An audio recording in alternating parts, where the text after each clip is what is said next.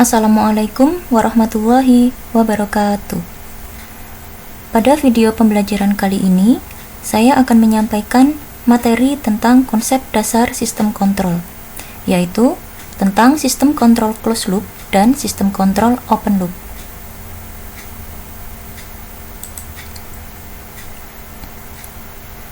Kompetensi dasar dalam pembelajaran kali ini yaitu KD 3.1 menerapkan lingkup teknik kontrol berdasarkan gambar blok diagram.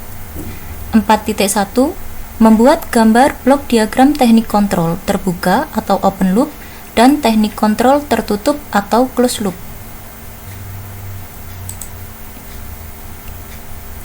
Adapun tujuan pembelajarannya yaitu melalui kegiatan diskusi dan menggali informasi, peserta didik dapat yang pertama, menentukan variabel terkontrol dari sistem pengendali kecepatan putar motor berdasarkan gambar blok diagram. 2. Mengidentifikasikan respon motor berdasarkan penerapan teknik kontrolnya, terbuka atau tertutup dengan tepat. 3. Menggambarkan blok diagram teknik kontrol terbuka atau open loop dari sistem pengendali kecepatan putar motor dengan percaya diri. 4. Menggambarkan blok diagram teknik kontrol tertutup atau closed loop dari sistem pengendali kecepatan putar motor dengan percaya diri.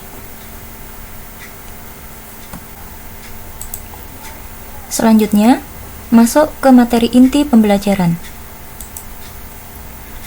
Sebelum kita membahas mengenai jenis-jenis teknik pengontrolan, terlebih dahulu kita harus memahami apa itu sistem kontrol. Sistem kontrol dapat didefinisikan sebagai interkoneksi fisik dari beberapa komponen yang mengolah informasi secara bersamaan dengan melibatkan perangkat input seperti sensor dan menanggapi informasi tersebut dengan cara tertentu, kemudian mengubahnya menjadi energi listrik untuk mengatur kerja output. Dari definisi tersebut, dapat kita representasikan sebuah sistem kontrol dalam bentuk blok diagram seperti ditunjukkan oleh gambar berikut ini. Jadi, terdapat 3 komponen utama yang menyusun sebuah sistem kontrol. Yang pertama adalah input. Input yang berfungsi untuk memberikan sinyal masukan pada bagian controller. Yang kedua adalah sistem atau controller itu sendiri yang berfungsi sebagai pengolah atau pemroses data dari sinyal input. Yang ketiga adalah output. Output sebagai bagian yang menerima sinyal hasil pemrosesan dari controller.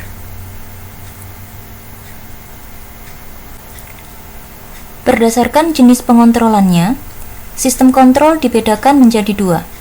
Yang pertama adalah sistem kontrol open loop, yang kedua adalah sistem kontrol closed loop.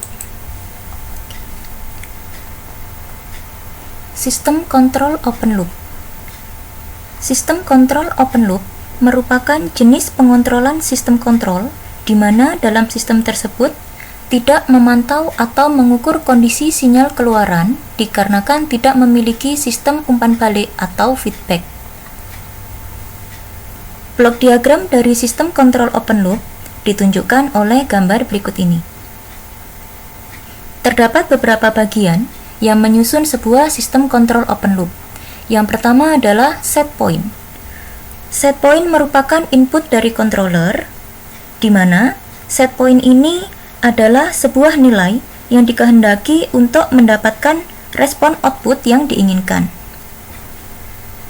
Input yang telah diatur dalam set point selanjutnya masuk ke bagian controller untuk diproses sesuai dengan algoritma yang telah ditetapkan. Hasil pemrosesan di controller selanjutnya digunakan untuk mengatur kerja dari plan yang biasanya sebuah aktuator sehingga nantinya akan dihasilkan sebuah variabel terkontrol. Jenis yang kedua adalah sistem kontrol closed loop. Sistem kontrol closed loop merupakan sistem kontrol yang menggunakan umpan balik atau feedback di mana sinyal output diumpankan kembali ke input untuk mendeteksi adanya kesalahan atau error, sehingga dapat menjaga respon output sesuai dengan yang dikehendaki. Blok diagram dari sistem kontrol closed loop ditunjukkan oleh gambar berikut ini. Jika kita perhatikan gambar blok diagram sistem kontrol closed loop, hal dasar yang membedakannya dengan sistem open loop adalah pada input controller. Pada sistem open loop, input controller didapatkan langsung dari nilai set point. Sedangkan pada sistem closed loop, input dari controller merupakan sinyal error, di mana sinyal error ini merupakan sinyal yang didapatkan dari umpan balik variabel terkontrol menuju input dari sistem. Adapun sensor di sini digunakan untuk mengubah besaran fisik dari variabel terkontrol menjadi besaran listrik. Error didapatkan dengan melihat selisih antara nilai set point yang telah ditetapkan dengan sinyal feedback dari hasil umpan balik.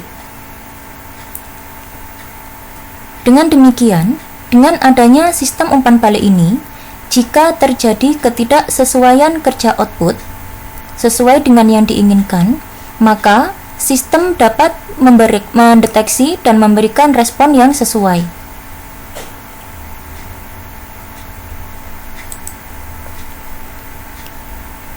Berikut ini contoh penerapan sistem kontrol open loop dan closed loop untuk mengatur kerja sebuah motor DC. Terdapat dua buah gambar, yaitu gambar 1 dan gambar 2. Dari penjelasan sebelumnya, dapat kita simpulkan bahwa gambar 1 ini adalah teknik kontrol untuk mengatur kerja motor dengan menerapkan sistem open loop.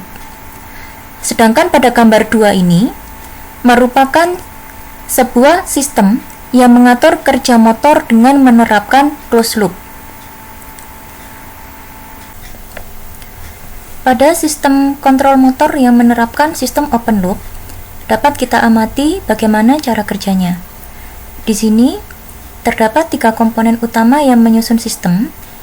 Yang pertama adalah potensiometer, di mana potensiometer ini nantinya akan memberikan nilai input set point pada bagian controller. Yang kedua adalah controller yang memproses tegangan input dan menghasilkan tegangan output. Selanjutnya adalah sebuah plan. Di sini plan berupa motor DC yang menghasilkan RPM sesuai dengan nilai output dari controller.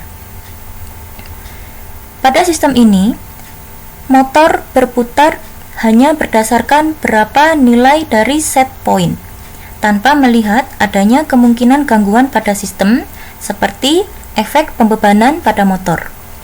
Sebagai contoh, diinginkan motor berputar sebesar 100 rpm.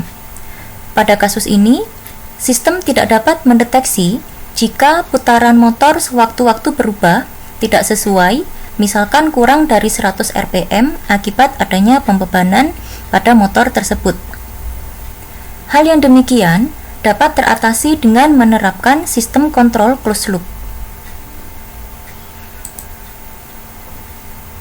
Dengan menerapkan sistem kontrol closed loop, maka nilai RPM motor yang berupa variabel terkontrol dalam bentuk RPM bisa diumpankan kembali ke input sistem melalui sebuah sensor yang digunakan untuk mengubah nilai RPM motor menjadi besaran listrik.